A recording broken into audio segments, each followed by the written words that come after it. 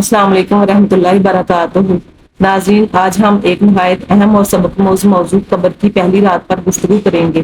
یہ وہ رات ہے جس کا سامنا ہر انسان کو کرنا ہے، چاہے وہ امیر ہو یا غریب، بادشاہ ہو یا عام آدمی۔ دنیا کی ساری رونقیں، مال و دولت اور عہدے یہی رہ جاتے ہیں اور انسان اپنے مال کے ساتھ تنہا قبر میں اترتا ہے۔ آئیے جانتے ہیں کہ قبر کی پہلی رات ہمیں کیا پیغام دیتی ہے اور اس کی تیاری کیسے کی جاتی ہے۔ قبر کی پہلی رات کا منظر کیسا ہوگا؟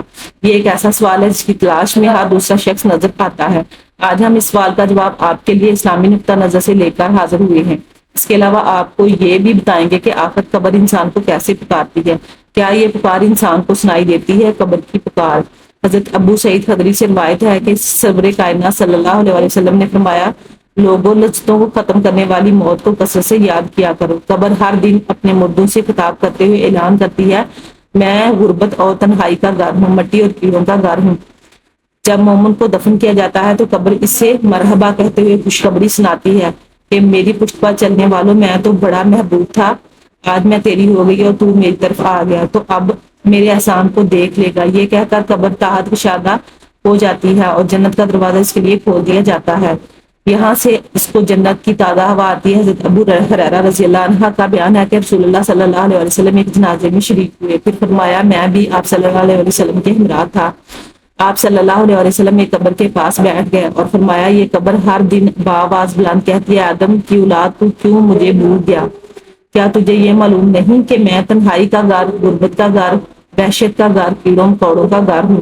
میں تنگ گھر ہوں، مگر اللہ تعالیٰ جس کے لیے کشادگی کا حکم فرمائے گا اس کے لیے کشادہ ہو جاؤں گی۔ اس کے بعد آپ صلی اللہ علیہ وسلم نے فرمایا، اے قبر، یا تو جنت کا چمن ہے یا پھر آگ کا تنور۔ حضرت ابو جعد رضی اللہ عنہ سے روایت ہے کہ رحمت عالم صلی اللہ علیہ وسلم نے فرمایا، مردہ جب قبر میں رکھا جاتا ہے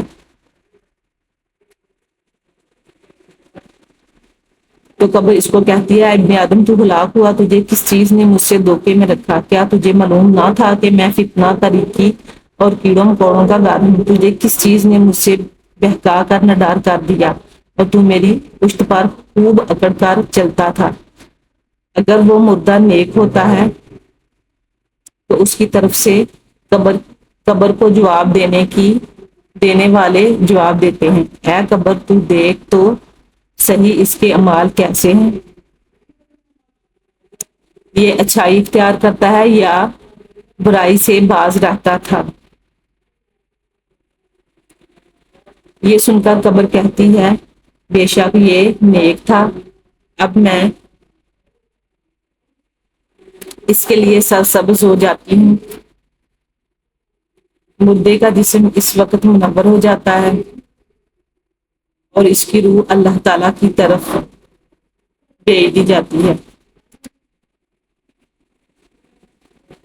حضرت عبداللہ بن عبید رضی اللہ عنہ سے روایت ہے کہ رسول اللہ صلی اللہ علیہ وآلہ وسلم نے فرمایا، مردہ قبر میں بیٹھتا ہے اور ان لوگوں کے پیروں کی آواز بھی سنتا ہے جو اس کے جنازے کے ساتھ قبر تک گئے ہوں۔ مردے سے اس کی قبر کہتی ہے، اے ابن آدم، تیری ہلاکت ہو، تو نے میری تنگی، بدبو اور کیڑے مکوڑوں کا خوف نہیں کیا، اس لیے تو نے ان چیزوں سے بچنے کے لیے تیاری نہ کی۔ بد عمال مردے سے قبر کہتی ہے، تجھے میری تاریکی، وحشت، میری تنہائی اور تنگی، میرا غم یاد نہیں رہا؟ اس کے بعد قبر اس کو جکڑ دیتی ہے، جس کے بعد اس کی پسلیوں کی ہڈیاں ایک دوسرے میں پیوست ہو جاتی ہے، جبکہ نیک بندے کے لیے قبر کشادہ کر دی جاتی ہے اور اس کی دائیں کی ایک کھڑکی کھول دی جاتی ہے۔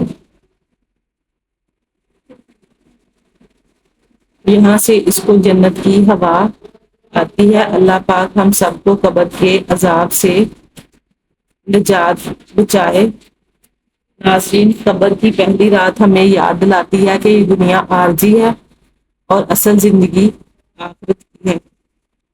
خوش نصیب وہ ہیں جو اپنی زندگی اللہ تعالیٰ کی اطاعت، نیک اعمال، نماز، تلاوت قرآن پاک اور لوگوں کے حقوق ادا کرنے میں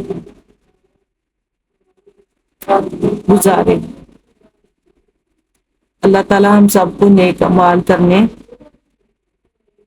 گناہوں سے بچنے اور قبر و آخرت کی کامیابی نصیب فرمائے۔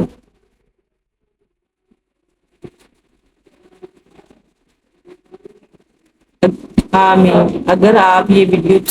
اگر آپ کو یہ ویڈیو پسند آئے تو لائک، شیئر اور چینل کو سبسکرائب ضرور کریں تاکہ اپنی ایسی مزید اسلامی اور سبق آموز ویڈیو آپ تک پہنچتی رہیں۔